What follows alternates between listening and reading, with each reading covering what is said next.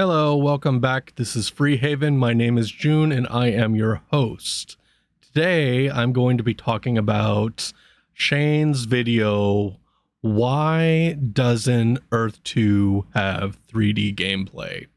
I have some pretty strong opinions on this, and originally I was going to include this in my video about avatars, which should be the next video, but that ended up being a really long project making everything that I need for that video. So given that the last video was about 60 minutes long, I decided to go ahead and do this one first, and I'll get the next one out, the Avatar video, out within the next week at most. I hope within the next few days.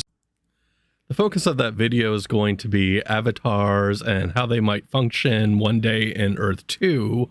But being the perfectionist that I am, creating the materials for that video kept getting more and more complex as I work in Unity and several other programs, trying to make my demo as visually satisfying as possible. So, you know, the release of that video kept getting pushed back more and more. I hadn't released any content, so I decided to go ahead and release this video ahead of that one as kind of an introduction. So let's jump into Shane's video from a few weeks ago and discuss. All right, this is take 2.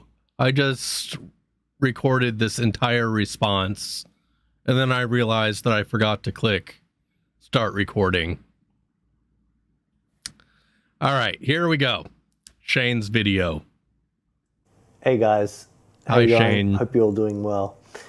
A common question that comes up is that why isn't there any 3D gameplay on Earth 2 yet, and when game? So a lot of people are curious about this, and I thought I'd just like to share some thoughts with you on why there isn't any 3D gameplay as yet, and also a little bit of background and history on how we got to this stage. I'll try to make this brief. Now, there's no 3D gameplay yet on Earth 2 because Earth 2 is a little bit different from your average game. We set out to create a very accurate one-to-one replication of the actual planet Earth.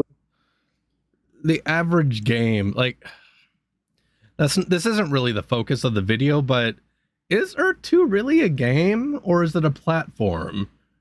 Because we have projects like Drone, which is supposed to run on top of Earth 2, which implies that it's more of a platform. And when you compare it to Ready Player One, if the Oasis is the vision for the end game, the Oasis wasn't a game either. That was a platform. So it'd be nice to have some clarification on whether Earth 2 is a game or a platform. I tend to think of it more as a 3D social media platform, akin to Second Life, but far more advanced. But I don't know. That's the first thing that jumped out at me, but that's not really where I'm planning to go with this video. Which is very difficult to achieve in itself, especially if you're going to have it load and perform in a performant way where it's going to stream places of the Earth very quickly to the player. So for us, this was really the first goal. This was the first thing that we needed to achieve before we could even look at 3D gameplay. And as many people have publicly claimed, this is not an easy thing to achieve in itself. And another thing to consider is that we're only 16 months old. We're not even a year and a half into this. Well, okay, so I'm going to be talking about a lot of stuff regarding 3D gameplay, and 16 months old, you can deliver some kind of 3D gameplay within 16 months, but I do agree that creating the Earth replica in the way that they want is not practical for only 16 months. But I feel like they're missing out on some pretty big opportunities by ignoring other elements of 3D gameplay. And we have a much more ambitious project than a lot of other games. Many of these, many other games take many years to release even an alpha. So putting things into perspective, it's no surprise that we haven't launched any 3D gameplay yet. This is a long-term project. Everybody's known this from the beginning. And okay, stop. Another thing. So again, this is not really what this video is about, but to say that everybody's known this from the beginning, that's not really accurate. I think that it's fair to say that people that are the majority of people in the existing community are aware of this, but imagine you're a new customer and you've just found out about Earth 2, and then you start going to buy stuff on the platform. There's no disclaimer after before you enter your credit card purchase or number to make a purchase that says, hey, by giving us money, you are our alpha and beta tester. And so people that didn't have that,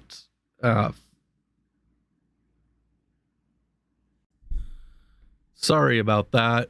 My camera had an issue there for a second. So where was I? So, okay. So while I believe that it's fair to say that people in the Earth 2 community existing right now knows that this has been a work in progress, it's not really fair to say from the perspective of new customers that are just discovering Earth 2 for the first time, coming onto the platform, spending money, know that this is a work in progress, because there's no disclaimer. There's nothing that says that what has been showcased in all these demo videos isn't actually real on the live site or platform yet. So that's something to be cautious about. All right, I'm gonna start the video again. Stance on this is that we don't see a problem with laying foundations now for technology that can and will exist in the future. I agree. Hardware technology is almost doubling in its capabilities every few years at the moment. Yeah. So there's no problem with us laying the foundation now and building tech that's going to be relevant and can be used with future hardware. It's quite perceptive of us, I believe, to be building this now. And I love that we're sharing this journey with people who share that same vision and realize this. So before we're able to release any type of 3D gameplay, we first need to get our platform in shape and ready. We have to set that foundation, and that is the difficult part. It has been the difficult part. I mean, you say platform, very talented developers working on this solution. You guys will get to see some of that in action on the video that we released this weekend, but it's still a work in progress, and we are still committed though to making sure that we get version 1 out this year so people can actually see how it works and experience it firsthand. So we are committed to doing that. The 3D gameplay will come. It will come after that. There's no point in us introducing 3D gameplay if it isn't based on the entire 1-to-1 scale replication of the planet Earth. Okay, so this is... Okay. There's more to a game than having a map. And you're really missing out on a lot of really big opportunities and chances to develop the platform and show it off and get people excited by limiting your perspective to the map equaling 3D gameplay. Because, so, okay, what is gameplay? And unfortunately, Earth 2 has set the bar extremely low for what constitutes gameplay. So far, what we have that you're calling gameplay is buying tiles on a map, clicking to collect jewels and essence every day, and combining jewels to make new jewels that boosts resources that don't exist in the game yet, and essence that don't really have any use right now, that doesn't have any use right now except for EPLs, which is just like a URL within the Earth 2 ecosystem. And so that's a very low bar to set when you're defining what gameplay is. And so I feel like there's a lot of opportunities here to have other forms of 3D gameplay that do not rely on having a 1-to-1 scale map of the planet Earth. And so I'm going to talk a lot more about this, but there are things you could do that are 3D in nature that are much simpler than a 1-to-1 creation of the planet Earth that would count as gameplay, with the bar being set for what is gameplay where it is right now. And I'm going to talk more about these other forms of 3D gameplay in a bit. If we did that, it's kind of like a catch-22. We'll get called out by the people who critique the project, saying that it's not a 1-to-1 scale representation of the planet Earth. Yeah, and you know how you fix that? You have 3D gameplay that doesn't rely on the map. And then you can keep on working on the map and also work on other things that are 3D that people can interact with until the map is ready to go. And then nobody can say that it's not what you promised when you set out to make this map, because you're not showing that yet. So irrelevant of what other people think, it still made sense to us to ensure that that platform, that foundation is created first. And this is the reason why we haven't been able to introduce 3D gameplay yet, because we needed to get our platform for the entire planet Earth ready perfectly. And it's not just like a 1-to-1 representation of the planet Earth. It's also making sure that the tiles, the land that people have purchased, making sure that they're accurately represented inside of that world. It's making sure that, like, when you zoom in and out of the world, that we have the maths operating correctly. So when you're out, you see the world as a whole. When you come in, it slowly adjusts to the correct balance of how the Earth 2 digital land platform is These are designed. all things you should be working on. There's a lot of work involved in the solution that we're creating, and not saying it's easy. That's why it's taken a little bit of time before we can introduce that 3D gameplay. Okay, keyword, that 3D gameplay, that. But there can be other 3D gameplay. Gamer, I want 3D gameplay as much as everybody else. I can't wait for it. Okay, so you're telling me that you're a gamer. Now, let's listen to him talk about his gaming history, and now I'm going to really unpack this. In fact, as a younger kid growing up, in every game that I played, I always wanted to go to that place in the background where you couldn't get to, the place where you're not allowed to go. That was always something that was very appealing to me. So I still remember as an adult when Zelda Breath of the Wild, when... Okay, so you're a gamer. Okay, I'm a gamer too. I mean, I play everything from MMOs like World of Warcraft to strategy games to 2D fighters like Street Fighter and Tekken and Mortal Kombat. Played a lot of those kind of things when I was in high school, and I still play games like MMOs and things like that, simulation games and games like The Sims, which I think is most relevant here. And I'm going to tell you something about my experience with The Sims. 80% of the time that I spend playing The Sims is devoted to creating my Sims, plural. I spend so much time in that editor customizing the facial features, the different outfits, making sure the skin looks right, trying to make everything just looks perfect.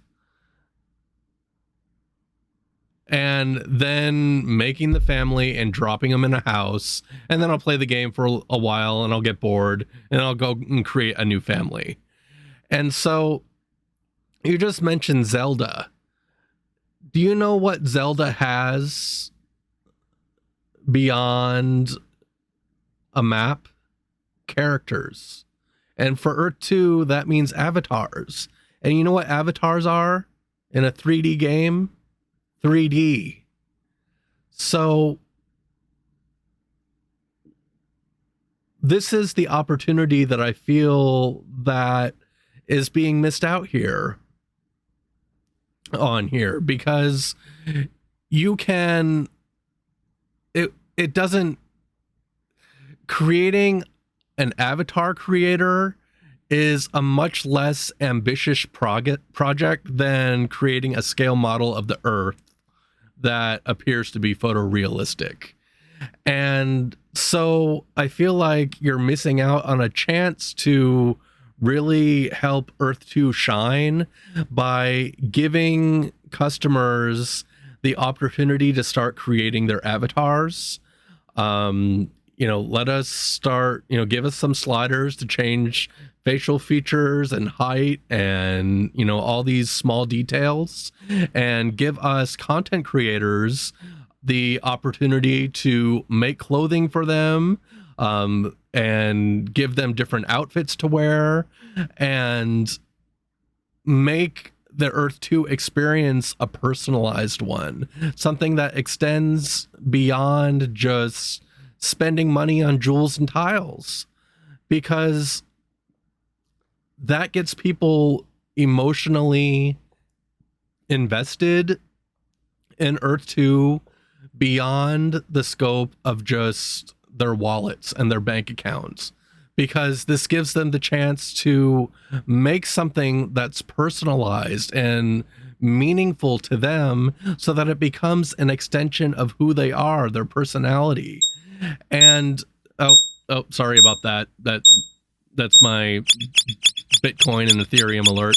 Looks like something's happening, but anyways, so you do that, and then you're able to start moving towards some of these creator-centric goals that you've spoken about in your previous videos.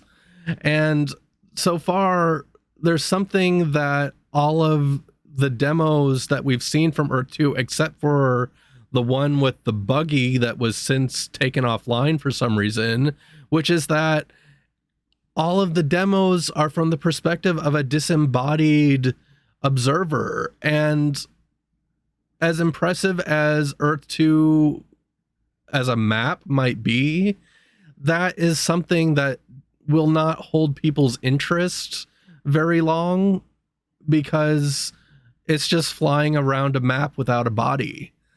And if you're truly trying to make Earth 2 this interactive experience for people, then you're going to need to give them bodies in the world you create. And that's the kind of 3D gameplay that you can begin on now by giving us the foundations for avatars, so people can start making them and enhancing them with custom content that we can sell. And also there's things like vehicles, and I'll throw mounts in there too if you don't want to go with modern technology. If you want to, ride a horse or a cow or, anything else that you can imagine. Just having some kind of way 3D, let's call it a game client where you can customize these things, change the colors, give us, let us know what formats you're going to be using so that we can start making the models for these to bring into Earth 2. This is 3D gameplay that you can have without even being close to finishing your scale model of the Earth. And this is important for a number of reasons. Number one, when the day comes that Earth 2 in a 3D metaverse environment goes live, people are going to be, they're going to be excited regardless, but they're going to be more excited if they've spent the last year, 2 years, 3 years, however long, personalizing their avatar and personalizing their appearance on the platform. And so when the first coverage of Earth 2 hits the internet on YouTube or whatever other channel or other platform for distributing videos goes live, people are going to see a world full of customization and diversity. It's not going to be, thousands of people standing around wearing the same t-shirt with the same exact face, because the customers will have had all of this time to build up the personalization of their account. And this is a very important thing. And the more personal you make the account through things like customization of their identity in Earth 2, which is to say avatar, and by extension, vehicles, modes of transportations, their buildings, the more you have that, the more connected and emotionally invested they are in your project. And that is a good thing for the longevity of the project, for the longevity of Earth 2. Because people don't want to let go of things that they're emotionally invested in. And right now there's a lot of emotions, but most of them kind of extend from people's finances being tied up in Earth 2. So they want it to succeed, but they don't have something like, I've spent so much time making these things that they're kind of an extension of who I am.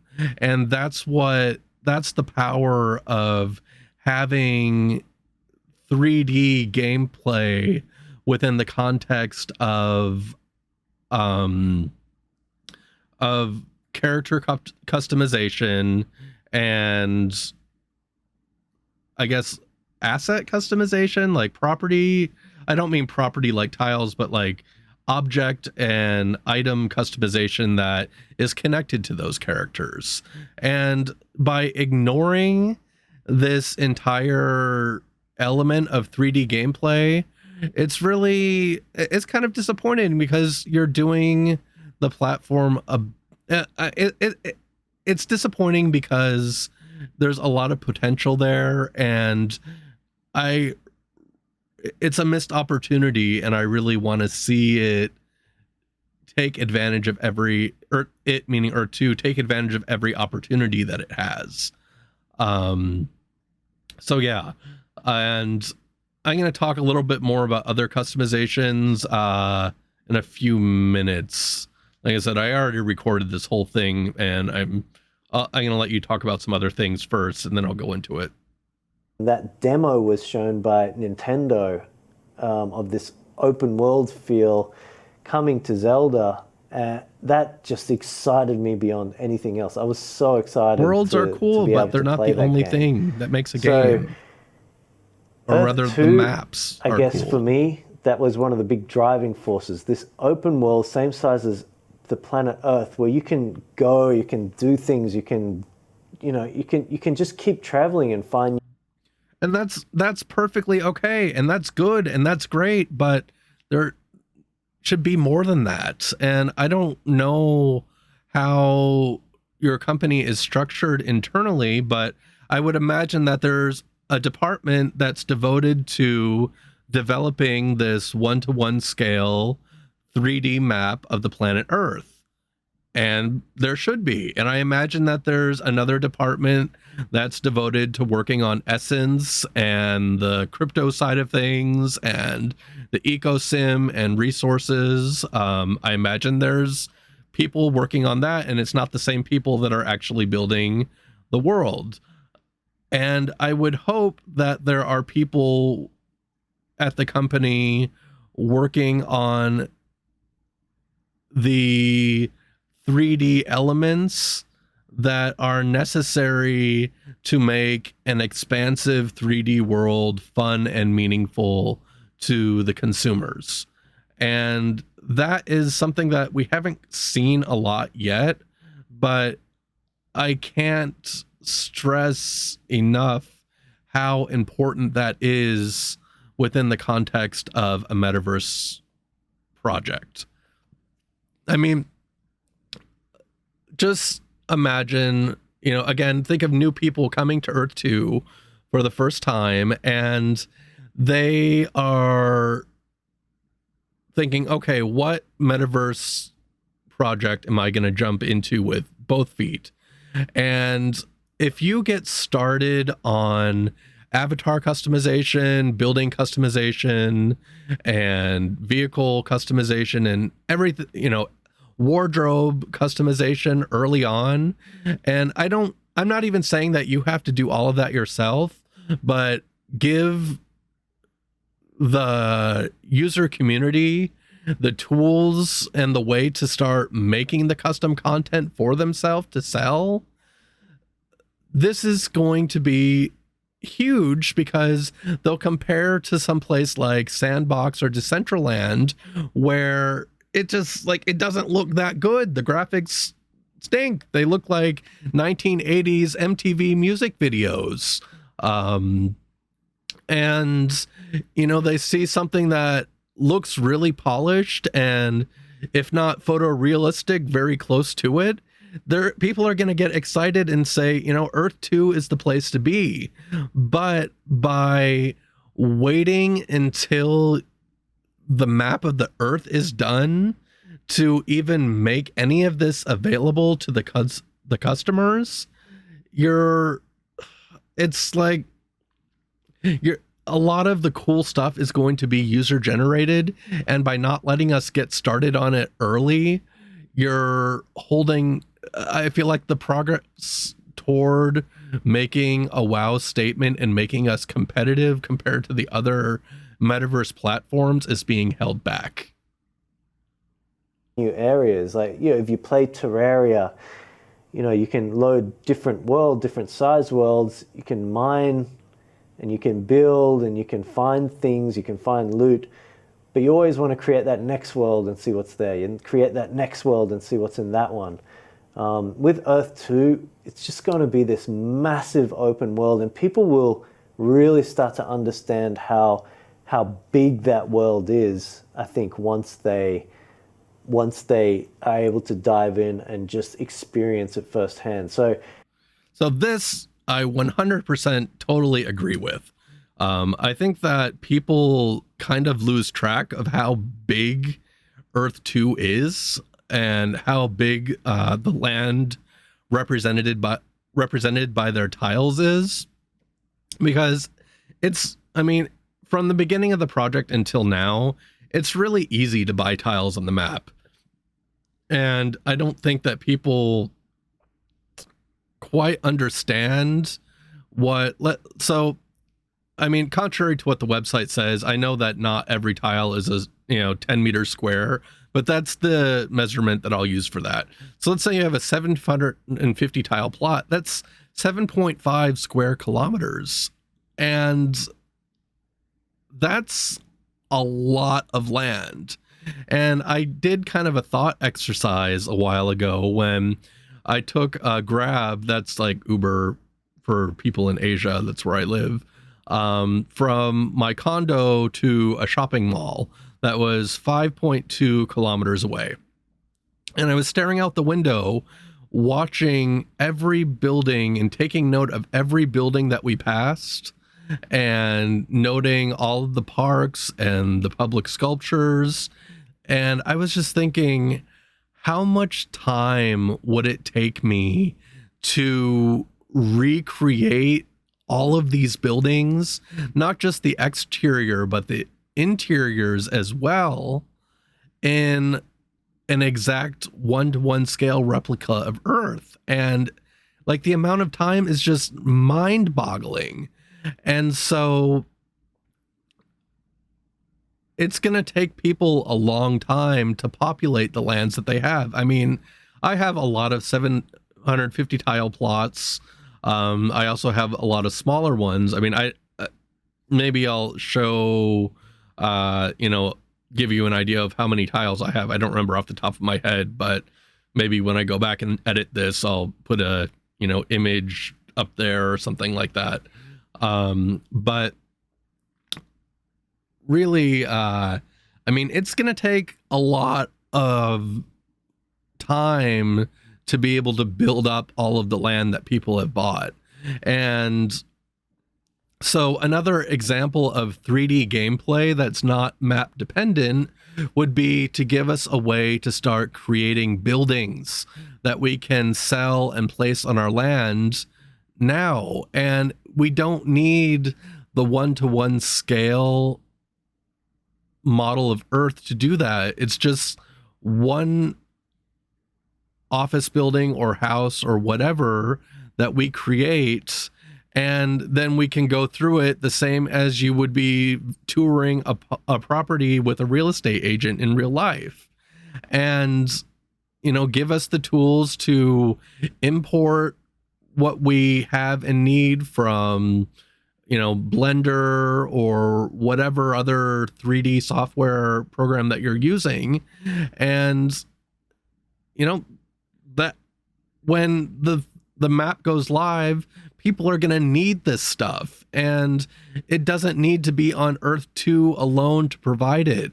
And by giving us creators the tools we need to get started now, the 3D metaverse debut of Earth 2 is going to be so much more impressive than making us wait however many years for it to be finished, and then everyone has to take the time to learn how to make all of this stuff. And again, it kind of goes back to what I was saying with the avatars before, is the more personalized and customized and the more personality of the users and the players they can put into their stuff in Earth 2, the more strongly they are going to feel about the project and the more passionate they're going to be. And the greater the chance that new eyes on Earth 2 are going to look at this and say, you see that? Nobody else has that. Earth 2 is the place that I want to be. Okay, turning the video back on. I can't wait for that to come this year, just so people actually gauge how big this thing is and how amazing it's going to be. But again, 3D gameplay, we couldn't release anything until we actually have the foundation and the platform right. And having said that, like when we launched Earth 2, we had an opportunity where we could just shut things down and say, okay, 1-2 years later, you guys will see the next thing. You'll see the next parts, or you'll be able to experience this gameplay in 3D from the beginning. But I didn't want to do that. I wanted to have the people who, believed in the project, who supported us, the people who got in early. I wanted to start releasing small parts of the gameplay that are going to then be relevant in the 3D world at a later stage. So this isn't really the focus of what I'm talking about in this video, but frankly, as well you should. I mean, this project is being funded by retail customers and not some private investor that gave you a few $1,000,000. And it's kind of the same thing. You can either choose to keep everything behind closed doors, or you can be more open about it. But the choice you make depends on where the money's coming from, because that's who you're going to have to answer to. And if you were to continue taking money from retail customers and be silent for 2 or 3 years, you would 100% come under a lot of fire, and rightfully so.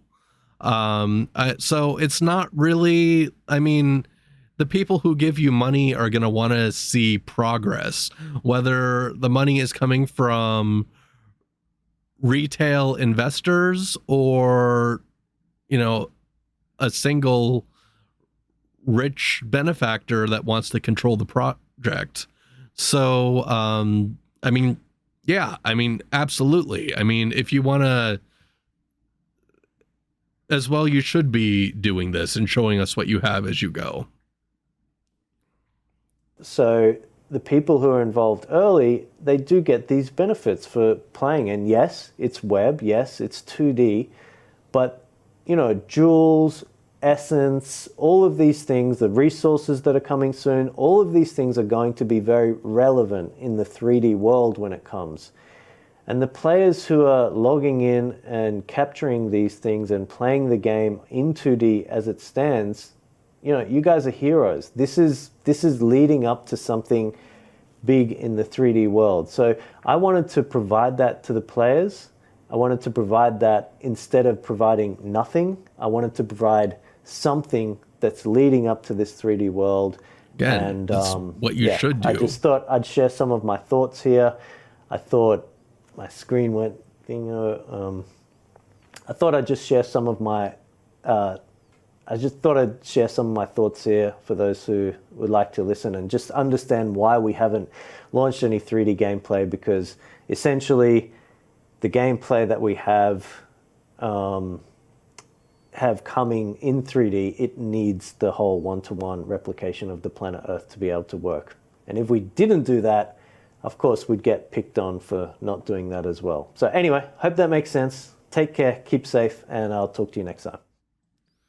Okay, so give me a second here. I'll make myself big again. Okay, I'm big. So, just kind of a recap.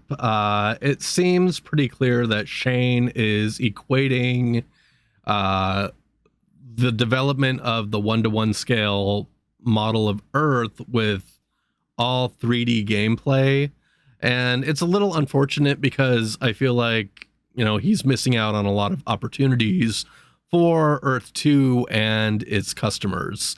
If he's really serious about bringing in the creative people that are going to be making things and selling to each other, this is something that should be thought about. And, I don't know what they're doing behind closed doors, but I would really hope that they've given some thought to the personalized experience of what a metaverse needs to be successful, because it's not just a map. And while I completely, I feel great that they're being so ambitious with the one-to-one world map, but a map is a map, no matter how spectacular it is.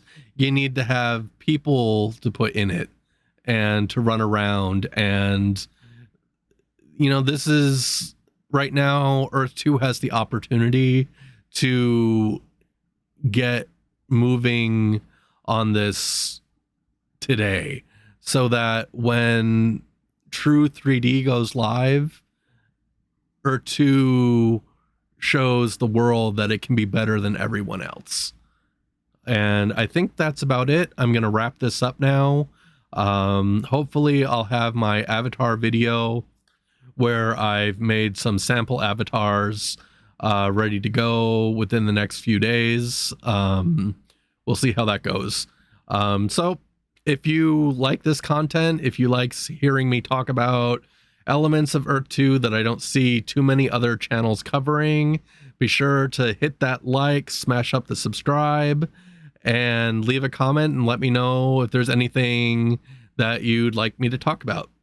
Until then, bye bye.